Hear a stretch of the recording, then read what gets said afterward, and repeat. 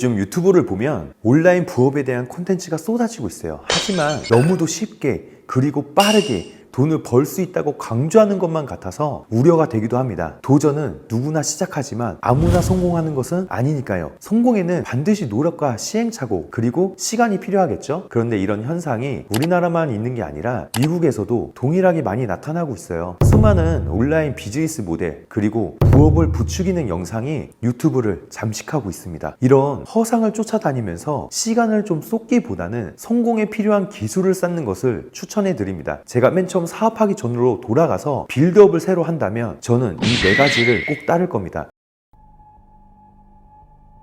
첫 번째, 내가 어떤 재능을 가지고 태어났는지를 좀 찾아보고 싶어요. 열정만으로는 돈을 벌 수 없거든요. 열정이 없다면 더더욱 돈을 벌 수 없겠죠. 사실 저는 건축 디자인으로 살아가는 것이 꿈이었습니다. 하지만 당시 담임 선생님께서 그림도 잘 못 그리는 너가 말도 안 되는 꿈을 가지고 있다 혼내키시는 바람에 저는 그 꿈을 포기했습니다. 저는 건축물을 보는 걸 좋아합니다. 건축물 설계 디자인하는 것을 하지 않고 제가 원하는 대로 건물을 지어보고 싶은 목표를 삼고 있어요. 마음에 드는 건축 설계사분을 찾으면 되고 제가 돈이 충분하면 되니까요. 물론 돈이 충분하지 않다면 목표는 물론 삶은 힘들어집니다. 그래서 열정을 쫓기보다 내가 돈을 어떻게 벌어야 되는지 이 돈을 먼저 해결하는 것이 중요하죠. 실제로 제가 무엇을 잘하는지를 찾아야 합니다. 세계 최대 헤지펀드를 운영하고 있는 레지 달리오는 이렇게 말했어요. 자신만의 게임을 찾아라. 전 이 말에 전적으로 동의합니다. 저는 협력업체 12곳을 담당해보기도 했었고요. 생산관리도 해봤고 품질관리도 해봤습니다. 수입차를 판매해보기도 했죠. 그리고 저는 깨달았어요. 나는 사교성이 좋고 사람들을 대하는데 타고난 재능이 있구나. 그리고 상대방이 거절하는 부분에 대해서 유연하게 잘 대처하는구나. 그때부터 저는 고객과 직면 대면하면서 영업을 적극적으로 파고들기 시작했어요. 여러분들이 잘하는 것이 무엇이든 상관없습니다. 그것이 무엇인지 찾고 개발하고 하는 것이 중요하죠. 이게 돈 버는 기술의 전부입니다. 이런 기술을 하나 가지고 있으면 그 다음 단계는 더 쉬워지고 성공 확률은 높아지게 되죠. 완전히 새로운 것을 처음부터 시작하기보다는 현재 내가 겪었던 경험, 기술을 개선해서 돈 문제를 우선적으로 해결하고 다른 영역으로 기술을 배워나가시길 바랍니다. 두 번째, 한 가지 일에 모든 집중을 하자입니다. 어느새 조직에서 벗어나는 것이 유행처럼 번지고 있어요. 직장을 그만두기 시작하고 회사에서는 최소한 일을 하기 시작했죠. 부업에 모든 시간과 에너지를 쏟기 위해서인 겁니다. 이런 생각은 충분히 이해가 가긴 하지만 회사에서 최소한의 일만 하려는 것은 결코 여러분들의 성공에 도움이 되지 않다는 것을 말씀드리고 싶어요. 이것은 직업 윤리와 관련이 있는데 이런 사고방식은 여러분들을 절대로 성공할 수 없을 겁니다. 작은 일을 하는 방식 자체가 큰 일과 하는 방식과 동일합니다. 근데 우리가 회사에서 대충 일하게 된다면 부업에서도 대충 일하게 될 거고요. 내가 사업을 하게 된다 해도 대충 일하게 되겠죠. 정말 이것이 나중에는 습관이 돼버려요. 저도 회사 다니고 싶지 않을 때 있었어요. 무미건조한 태도를 아무것도 얻을 수가 없겠더라고요. 같은 일을 하더라도요. 사고방식에 따라서 얻어가는 것은 확연히 달라집니다. 저는 퇴사할 때 12개의 프로젝트를 팔고 나왔습니다. 그리고 이 경험들은 추후 제가 사업을 하는 많은 부분에 적용시킬 수 있었었고 회사에서 보내는 시간만 아깝게 느껴지신다면 마인드를 이렇게 한번 바꿔보세요. 돈을 위해서 일하는 게 아니라 배우기 위해서 일한다. 자, 세 번째, 이미지를 개선해라. 내가 좋은 이미지를 갖고 있지 않으면요 다른 사람들은 저와 사업하고 싶지 않을 겁니다. 현실은 잔인하거든요. 요즘은 정말 판단력이 빨라지고 있어요. 심지어 SNS 덕분에 누군가를 직접 만나지 않고도 그 사람에 대한 이미지와 편견을 가지게 되었습니다. 따라서 오프라인과 온라인에서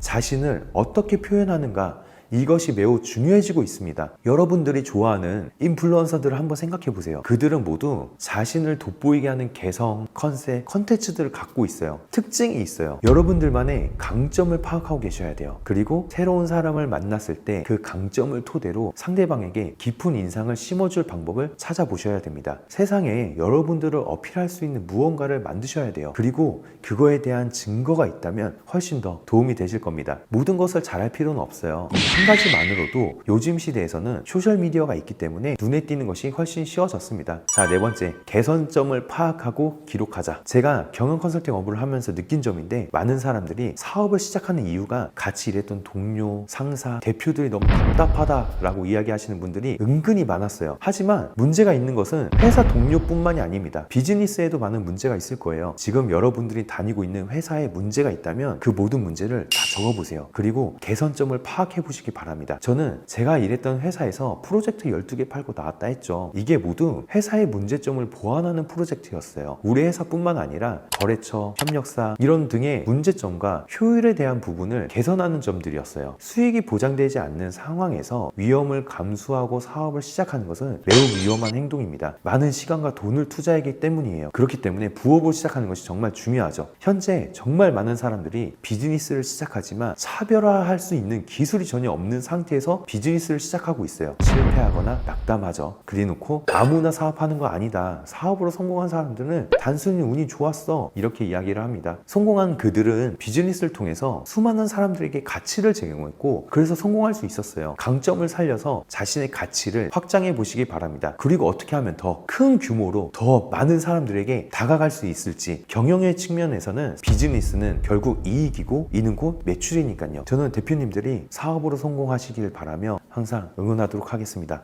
감사합니다.